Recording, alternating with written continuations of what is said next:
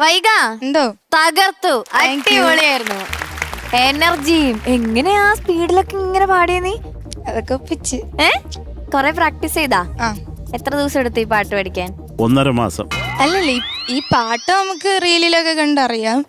ആ സാധനമല്ല, ആ സ്പീഡിൽ പറയുന്നില്ലേ, അത് പഠിക്കാൻ ഡബ്സിയുടെ പോർഷൻ അത് ഒരു ദിവസം എടുത്ത് പഠിക്കാൻ. Okay, yes.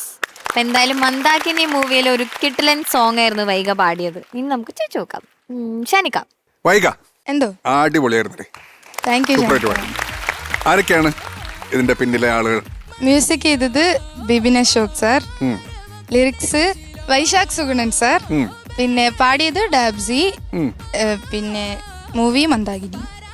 പ്രത്യക്ഷത്തിൽ ഒരു അടിപൊളി പാട്ടാണെങ്കിലും ഇത് പാടി ഫലിപ്പിക്കുക എന്ന് പറയുന്നത് വളരെ സിമ്പിൾ ആയിട്ടുള്ള ഒരു കാര്യമേ അല്ല. ഇത് ഇച്ചിരി പാട് ഉള്ളതാണ്. കാരണം കുറേ ലോങ് നോട്ട്സ് ഉണ്ട്, റാപ്പ് ഉണ്ട്, പല പല സംഭവങ്ങൾ ഇതിൽ വരുന്നുണ്ട്. പിന്നെ കുറച്ച് നിങ്ങൾ അടിച്ചു പൊളിച്ചു കേട്ടോ എല്ലാവരും.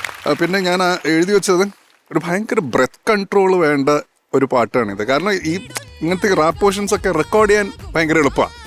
കട്ട് ചെയ്താണെങ്കിലും പഞ്ച് ചെയ്തിട്ടൊക്കെ നമുക്ക് എടുക്കാം. പക്ഷേ ഇതിങ്ങനെ സ്റ്റേജിൽ അവിടെയാണ് നമ്മൾ ഈ റാപ്പേഴ്സിനൊക്കെ ഭയങ്കരമായിട്ട് നമിച്ചു പോകണേ.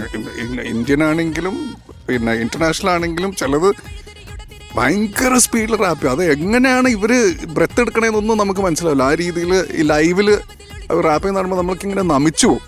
എനിക്ക് പേഴ്സണലി എനിക്ക് റാപ്പ് ഭയങ്കര ഇഷ്ടമാണ്. ഞാൻ എവിടെയെങ്കിലൊക്കെ എൻ്റെ പാട്ടുകളിലൊക്കെ എവിടെയെങ്കിലും കുത്തിക്കയറ്റാൻ പറ്റുമെങ്കിൽ ഞാൻ അത് ചെയ്യുന്ന ഒരാളാണ്.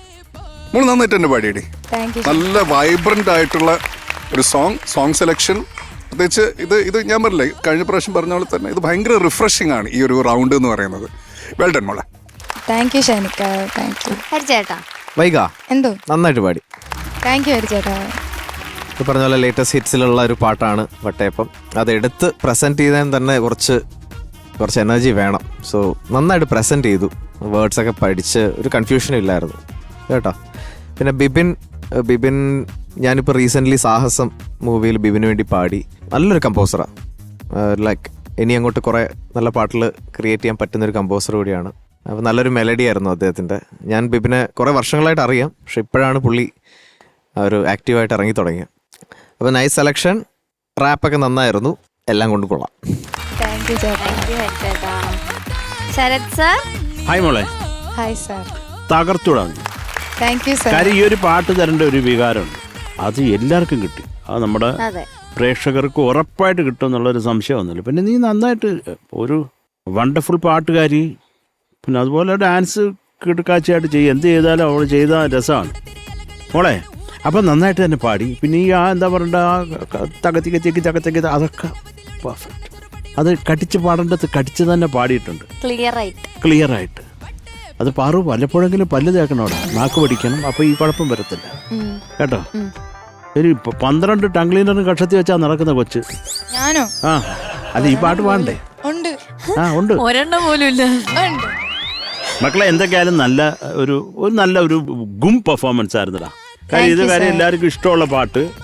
പിന്നെ നല്ലൊരു എന്താ പറയണ്ട, അതൊരു ഒരു ഗുമ്മുണ്ട് ഇങ്ങനെയുള്ള പാട്ടുകൾക്ക്. നമ്മൾ കാണുമ്പോൾ ഈ ഉറക്കം അല്ലെങ്കിൽ ക്ഷീണിച്ചിരിക്കും, വിഷമം പിടിച്ചിരിക്കുകയാണ്, ഇത് കേൾക്കുമ്പോൾ നമുക്കൊരു ഒരു ഉണർവ് വരും. അതൊരു ഗുമ്മാണ് സത്യത്തിൽ. മിസ്റ്റർ മുരുകൻ കാട്ടാക്കട ഇങ്ങനെയുള്ള പാട്ടുകൾ. കാര്യം ഇത് എഴുതുന്നത് മെനക്കേടാണ് സത്യം പറഞ്ഞാൽ, അല്ലേ? എനിക്ക് മുരുകൻ ഈസിയായിട്ട് കവിത എഴുതാൻ പറ്റും, പക്ഷെ അത് ഇങ്ങനൊരു ഇങ്ങനെയുള്ള എന്തെങ്കിലുമൊക്കെ വെച്ചിട്ട് എഴുതുക എന്ന് പറഞ്ഞാൽ വലിയ പാടാടാ, വലിയ മെനക്കേടാ. നമ്മളൊരു പാട്ട് പാടും, കണ്ണാരം തുമ്പി. അതെ, അത് ഞങ്ങൾ വേറെ പാടിട്ടുണ്ട്. അത് മനോ പാടിയത്. അതും ഇതുപോലെ നല്ല രസമാണ്. എന്തെങ്കിലുമൊക്കെ അതിനകത്ത് വലിയ കണ്ടന്റ് എന്ന് പറഞ്ഞാൽ ഒന്നും കാണുന്നില്ല, പക്ഷെ സൗണ്ട് വൈസ് ഗുഡ്. അതുപോലെ അത് എന്തൊക്കെയാണ് നല്ല ഒരു അനുഭവമായിരുന്നു ചക്കരെ. ശരത്ജി, പക്ഷെ ഈ റാപ്പിനകത്തെ റാപ്പ് എന്ന് പറയുന്ന സംഗീതം ശ്രദ്ധിക്കപ്പെടുന്നത് ശബ്ദം കൊണ്ടല്ല, അതിനർത്ഥം കൊണ്ടാണ്. അല്ലെങ്കിൽ അതിനകത്തൊന്നുമില്ലല്ലോ സംഗീതം. അല്ല, ഇപ്പം വെളിനാട്ടിലുള്ള ഈ റാപ്പൊക്കെ ചെറുത് നമുക്ക് ഭ്രാന്ത് പിടിച്ചു പോവാം. ഈ ചില സിംഗപ്പേഷൻസ് ഒക്കെ അവർ അതിനുള്ളിൽ പാടി വെച്ചേക്കുന്നത് കേട്ടാൽ വട്ടായി പോകും. സത്യത്തിൽ ഒരു ഭീകര സംഭവം തന്നെയാണ് റാപ്പ്. എനിക്കും കുറേ ഇഷ്ടമാണ്. എനിക്കത് ചെയ്യാനുള്ള ഒരു കിട്ടിയിട്ടില്ല. ഞാൻ ഒരു തമിഴ് പടത്തിൽ ചെയ്തിട്ടുണ്ട്. അത് എനിക്ക് വായി തോന്നിയാണ്ടൊക്കെ പാടിച്ച് അവനെ കൊണ്ട് എഴുതിച്ച്. നമ്മുടെ ആരായിരുന്നു എഴുതിയത്? ഗംഗാവരൻ സാറിൻ്റെ മകൻ പ്രേംജി ആണ് എഴുതിയത്. അവൻ തന്നെ പാടുകയും ചെയ്തു, പറയുകയും ചെയ്തു. അത് രസമായിരുന്നു. ആ ഒരു ജതിയൊക്കെ അതിൻ്റെ ഇടയ്ക്ക് വെച്ച് അതിനൊക്കെ ലിറിക്ക് എഴുതിച്ച് അവനായിട്ട് ഞെക്കി പിഴിഞ്ഞ് ഞാൻ. പക്ഷെ അതൊക്കെ ഒരു രസമാണിത്, ഒരു ഐറ്റം.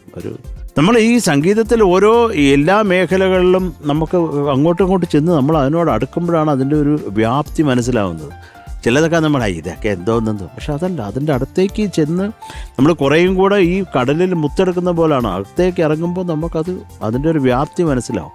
അതുകൊണ്ട് ഒന്നും ചെറുതല്ല മോളെ ഈ ഭൂമിയിൽ, അത് മാത്രം മനസ്സിലാക്കിയാൽ മതി.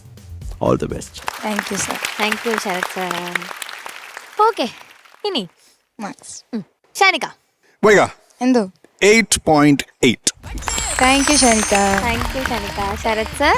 വൈക എന്തോ 8.9. Thank you sir. Thank you sir. ഹരിച്ചേട്ടാ. Okay, so total 17.7.